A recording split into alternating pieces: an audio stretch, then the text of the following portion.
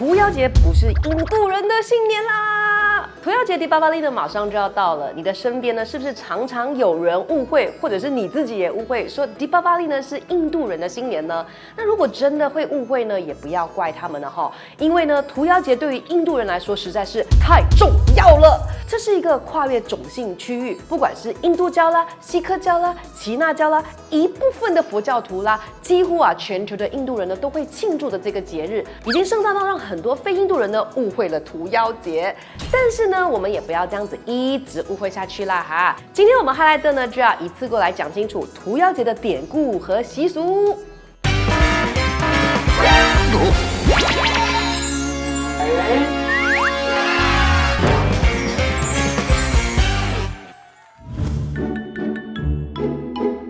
在马来西亚呢，我们通常会看到 Deepavali 的这个写法，只有很少数的地方呢会看到写 Diwali。其实呢，这两个写法呢都是没有错的，因为呢，南印度的人呢是会用 Deepavali， 而北印度的人呢则是用 Diwali。那除了是在印度本土，南印度的人大多数呢都是分布在马来西亚啦、新加坡啦、斯里兰卡啦，还有南非等等。所以呢，这些国家的印度人呢，大多数都会使用 Deepavali。而北印度的人呢，大多都是定居在美国啦、英国啦、加拿大啦，所以呢，在这些地区的印度人呢，都会用 Diwali。不过呢，无论是 Deepavali 或者是 Diwali， 意思都是一样的。这个名字呢是由两个词来组成的，就是 Deepa 还有 Gavali。Deepa 呢指的就是灯，而 Gavali 的意思呢就是一排，所以呢 Deepavali 的字面意思呢就是一排的灯。这也就是为什么呢屠妖节也被称之为排灯节。其实呢，屠妖节呢是一个非常古老的节庆啊，已经有超过2500年的历史哦。那这么悠久的这个历史呢，一定也伴随着许许多多精彩的传说啦。那毕竟呢，都说是屠妖节了嘛，这样感觉上一定是要跟这个屠妖的传说有关吧。我们先来分享第一个传说。相传在古代，世界是受到邪恶的这个妖魔所侵扰，于是呢，天神就下凡要来降妖除魔。成功降魔之后呢，大地女神呢就为天神生下了一名儿子，儿子的名字呢就叫做那拉卡苏兰 （Narakasuran）。那卡拉苏兰呢也被赋予神圣的力量还有武器。但是呢，可惜的是啊，虽然他是神明的儿子，可是他却背叛了良善，和邪恶为伍，还滥用自己的这个力量逼迫人民。更糟糕的是，这个 Narakasura 呢，他其实是害怕光明的，他很迷恋黑暗，所以呢，当时候呢，他也不准凡人点灯，让人间呢就生活在这个黑暗之中，苦不堪言呐。最后呢，忍无可忍的凡人呢，就向天神克利希那 Krishna 呢求助，要求天神呢拯救他们。于是呢，天神呢就跟这个 Narakasura 呢展开了一场正邪之战。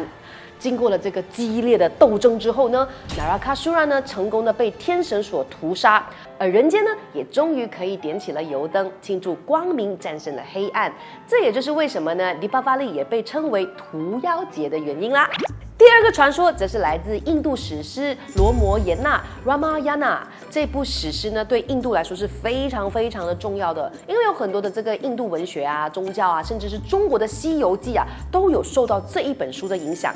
这本书呢就写到了这个罗摩王子啊 ，Rama 王子，因为受到了这个邪恶神明的这个诅咒还有陷害，被逼流放在森林那边呢，长达14年。那他在这一段流亡的岁月当中呢，经历了无数的困难，而邪恶的魔王啊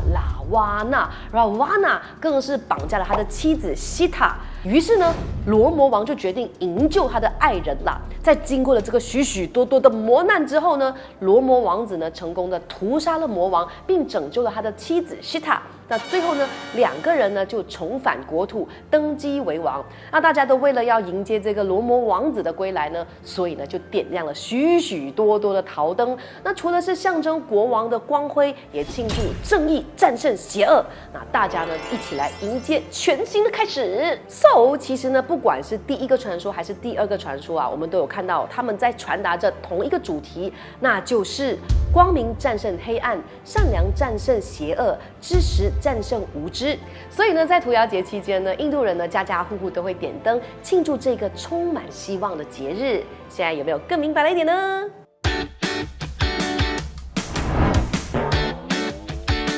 其其实呢，跟华人一样啊，印度人在过节的1个月之前呢，就会开始呢做这许许多多的准备，比如说大扫除啦、粉刷家里啦、换新被单啦、换窗帘啦、买新衣啦，这一切是不是跟我们这个华人呢除旧迎新有一点点像嘞？而且呢，他们呢也是会烘焙各式各样的这个过节饼干和糕点的哦。根据习俗，他们呢必须要将第一批烘烤出来的糕点呢祭拜给神明，祈求顺利完成节日的这个准备工作。印度朋友呢也会将椰树的这个叶子呢制成饰品，挂在这个大门前，并且等待游子巴类干蹦一起回家准备过节。通常呢，在屠妖节前夕呢，大家都会已经回到家里了。不过呢，他们在团圆吃晚餐之前呢，会进行一个重要的仪式，那就是祭拜祖先。印度人呢会一起祭拜夫妻双方的父母还有祖父母，他们会在照片的前面呢铺上了一张香蕉叶，然后呢放上这个祖先喜欢吃的食物例如说是糕点水果茶咖啡酒烟等等的，甚至包括衣服和钱。那因为呢，信徒教徒相信人死了之后呢，就会去到神的世界，所以呢，传统上呢，贡品必须是全素的。而且呢，跟华人不一样的地方是他们祭拜的衣服和钱都是真的哦，不像是我们呢用的是假的这个冥钱和纸衣当然了，印度人呢也不像我们是会烧纸衣的，他们会让晚辈呢把祭拜的衣服拿去穿。那当所有的这个祭品呢都摆放好之后呢，他们就会点燃类似干蚊烟的香，念出这个祖先的名字，每一个人呢轮流祭拜，最后呢再用一种香灰粉涂抹在这一个额头上面，表示获得祖先的祝福。祭拜完之后呢，一家人呢才会一起享用晚餐，一起聊天玩烟花等待屠妖节的这个到来。而大家呢也会趁这个时候呢来制作这一个彩米画，也就是我们经常呢会在很多的 mall 或者是你 office 的那个 lobby 看到那个很漂亮、色彩很缤纷的 kolam。这个呢在北印度则被称之为 rangoli， 那两者都是一样的，只是它的名字不同而已。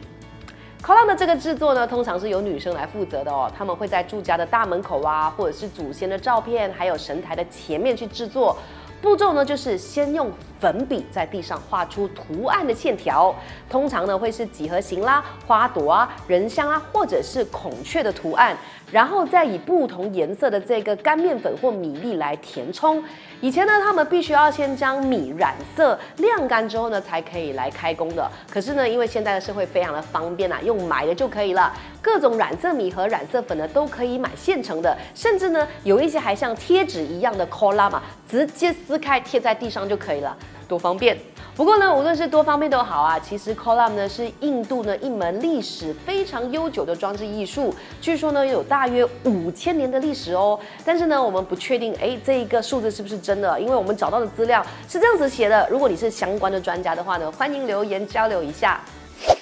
而且呢 kolam 呢不只是追求漂亮它背后呢可是有着深层的文化意义的。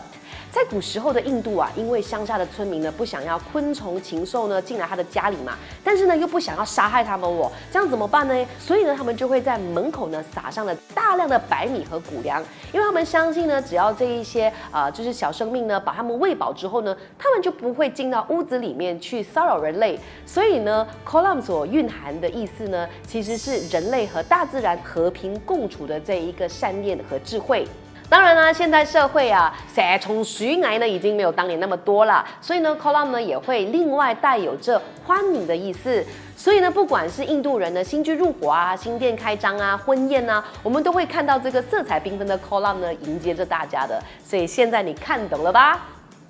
又好像讲到有点远OK， 继续，我们这一集要讲的是屠妖节。OK，so 当大家呢制作好了这一个 kolam 之后呢，就是最关键的步骤了。点油灯，前面都说了这么多迎接光明了嘛，那我们总不能够没有灯，对吧？其实呢，印度人是相信，如果自己的住家是干净和明亮的话，女神拉希米呢就会降临家中，带来好运的哦。那女神拉希米是谁呢？她就是在新都教当中的吉祥天女，专门呢是掌管的这个幸福还有财富，所以大家都会制作 kolam 和点灯来迎接她，期盼未来的一年呢是可以过得又富裕又幸福。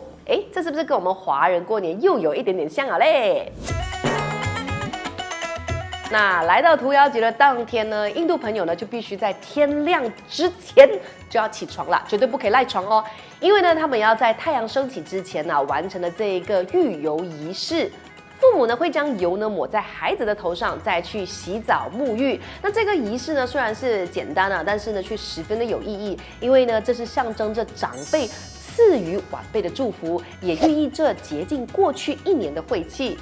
之后呢，大家就会将自己的新衣呢拿到家中的这个主神前面的祭拜，然后才换上。而女生呢则会穿上传统的 sari， 而男生呢就会穿着这个 jipa， 而女生呢也会穿上这个各种不同的配件，比如说像是耳环呢、项链呢、手镯啦等等。有一些呢还很传统的印度人呢，还会在新衣上面呢抹上这个黄姜粉。而且呢，跟华人一样的是印度人呢也很避忌呢，在这一个屠妖节当天呢是穿着黑色的衣服的，因为他们也觉得黑色是不吉利的。接着呢，他们就会准备各种过节的美食啦，主食就是各种咖喱啦，还有黄姜饭。那除了招待亲友呢，他们也是会用来祭拜。在传统上呢，屠妖节当天呢是必须要吃素的，是不能够吃肉的。但是呢，随着时代改变呢，现在其实大家想要吃什么就是吃什么啊，真的哈。至于零嘴的部分呢，就是大家很熟悉的 Murukku 啦，或者是屠妖节的必备 Nai Urundai。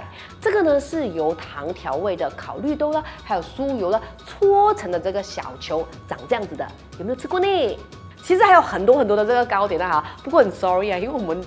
真的对于印度人的糕点呢认识实在是太少了。如果呢你有吃过什么很好吃的，觉得我们一定不能够错过的呢，可以在留言区这边补充介绍啊，我们可以多多的交流哦。其实呢，祭拜才是屠妖节当天呢最重要的这个活动啦。大家呢换上了这个新衣之后呢，就会带着贡品啦、鲜花啦、水果啦、甜点到庙里去拜拜的，去祈求神明呢保佑未来的一年呢，大家都可以健健康康、平平安安、好运连连之类的。拜完之后呢，就会跟华人一样啦，到处去串门子拜访亲朋好友啦，吹一下水团聚一下吃吃喝喝、聊聊天这样子。那家里呢一整天都会非常的热闹，而且呢，因为受到这一个华人派红包的影响我们现在马来西亚的印度人呢也会给孩子派紫包。那晚辈呢拿到紫包之后呢，就必须要下跪触摸长辈的脚来表示感谢和尊敬。说到这里，我有点好奇呢，不知道紫包的行情是多少呢？大家知道行情多少吗？留言让我们知道。还有一个呢，跟华人超像的习俗，就是嫁出去的女儿在屠妖节的第一天必须留在夫家，第二天呢才可以回娘家过节就是我们的年初二的概念所以果然都是亚洲人什么夫家娘家这种习俗，好像说有一点点接近根据印度朋友的这个说法呢，屠妖节这一天呢，大家就是这样子咯，就是开开心心吃吃喝喝到晚上，然后再进行晚上必备的仪式点灯。全家人呢就会在这个通亮的家中呢欢聚天伦，然后再吃吃喝喝、吃吃喝喝、吃吃喝喝。反正呢，无论什么种族无论是过什么节我们马来西亚人就是在那边吃吃喝喝、吃吃喝喝、吃吃喝喝就对了的啦。那对于印度人来说呢，屠妖节的意义呢是极为深远的，因为呢这个庆祝活动呢不单只是在全印度几乎是全球的印度人呢都会庆祝的。这是一个跨越宗教还有种姓的文化节庆，让大家呢能够互相的祝福、互相的团结。那如果下一次呢又有人在问你，屠妖节是什么节日我希望你可以用下面的这一句话来回答。在屠妖节点燃的灯，象征着人类要消除内心的黑暗欲望，充实心灵，注入光明的正能量，让我们一整年呢都保有良善的本性，时刻充满希望、勇气，还有光明，这才是屠妖节的真正含义。背不到是不是？直接丢这支影片的 link 给他们看就 OK 了。